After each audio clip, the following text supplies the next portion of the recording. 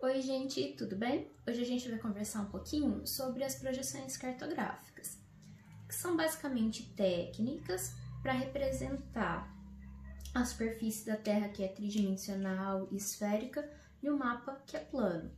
Então é lógico que quando eu vou fazer essa transposição desse objeto tridimensional esférico para o mapa, que é plano, vão haver algumas distorções. Então não existe projeção cartográfica sem distorções. Então não existe projeção cartográfica que represente perfeitamente, sem nenhum tipo de distorção, a superfície da Terra. As projeções cartográficas, elas podem ser classificadas de acordo com o método. Elas são classificadas em dois tipos, geométricas ou analíticas. Elas podem ser classificadas de acordo com o tipo de contato, tangente ou secante, de acordo com a superfície de projeção, cilíndrica, cônica ou plana, ou de acordo com a característica preservada, equidistante, conforme, equivalente ou afilática. Eu vou apresentar para vocês só essas duas classificações aqui de baixo, a classificação de acordo com a superfície de projeção e a classificação de acordo com a característica preservada.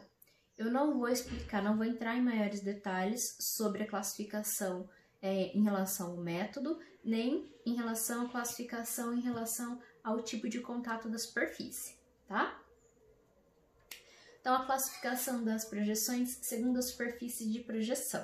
A primeira que eu vou apresentar para vocês é a projeção cônica, que é basicamente o seguinte: é como se a superfície da Terra fosse toda envolvida por um cone gigante. Aí, a superfície da Terra é projetada nesse cone, e esse cone gigante imaginário, ele é aberto. E aí eu passo a ter uma representação plana. A próxima é a projeção cilíndrica. A projeção cilíndrica é muito parecida com a cônica, só que ao invés de projetar a superfície terrestre em um cone gigante, eu vou envolver e projetar a superfície terrestre em um cilindro gigante. Então, pego a Terra, envolvo a Terra num cilindro gigante, projeto a Terra nesse cilindro e, na sequência, abro esse cilindro e passo a ter uma projeção, uma representação plana.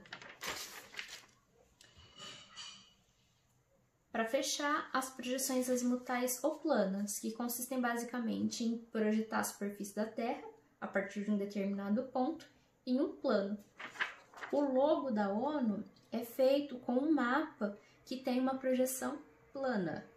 E se vocês olharem, o pessoal do terraplanismo usa um mapa muito parecido com esse, centrado no Polo Norte, para falar que a Terra é plana e não esférica. Mas enfim.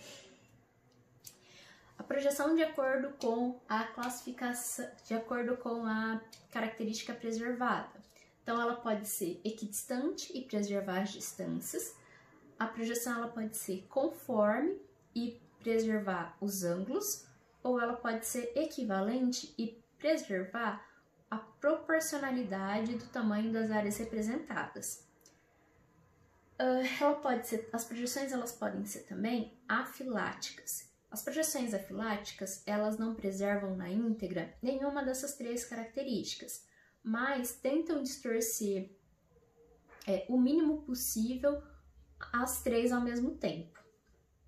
Então, eu vou apresentar, para a gente encerrar, três projeções muito famosas: Mercator, Peters e Robinson.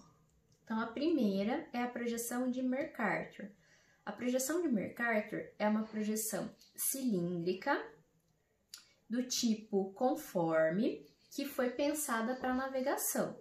Então, se a gente observar, a projeção de Mercator, ela vai distorcer cada vez mais as áreas à medida que essas áreas se afastam da linha do Equador. Então, a gente pode ver aqui, por exemplo, isso aqui é a Groenlândia. A Groenlândia está com um tamanho muito próximo à América do Sul, está com um tamanho, inclusive maior aqui, ó, do que a Austrália, tá? Então, essa é a projeção de Peters. A projeção de Peters também é cilíndrica, mas é uma projeção equivalente. Então, a preocupação do Peters aqui foi manter o tamanho proporcional das áreas. Então, manter a proporcionalidade entre o tamanho das áreas. Então, se a gente comparar aqui com a projeção de Mercator, isso aqui, ó, é a Groenlândia. Olha como Mercator distorceu o tamanho da Groenlândia. Olha como Peters manteve o tamanho da Groenlândia, mas distorceu o formato da Groenlândia. Isso aqui é a América do Sul. A América do Sul, no Mercator, como aparece muito menor. Aqui a África, como aparece pequena no Mercator, e olha como ela aparece grandona aqui no Peters. Essa é a projeção de Robinson. E isso que vocês estão ouvindo ao fundo é o cachorro da vizinha que não gosta de ficar sozinho. Tadinho. Então, a projeção do Robinson, uma projeção que parece bastante familiar, e é porque é uma projeção muito usada em mapas mundi. O Robinson partiu da projeção de Mercator e fez uma projeção do tipo afilática. Então, a projeção de Robinson não preserva na íntegra nenhuma daquelas características, mas tenta distorcer o mínimo possível todas elas. Aí algumas perguntas podem surgir. Existem só essas três? Não, existem milhares de projeções diferentes. Existe uma projeção melhor? Não. Existe uma projeção mais adequada de acordo com um determinado fim. Então, como eu disse para vocês lá no começo, não existe projeção perfeita. Toda projeção vai distorcer alguma característica da superfície terrestre. Mas, de acordo com o meu objetivo, eu posso escolher uma projeção que preserva aquilo que eu preciso que ela preserve e que distorça aquilo que, no caso do meu mapa, não seja lá tão importante, tá bom? Valeu, gente! Até uma próxima! Tchau!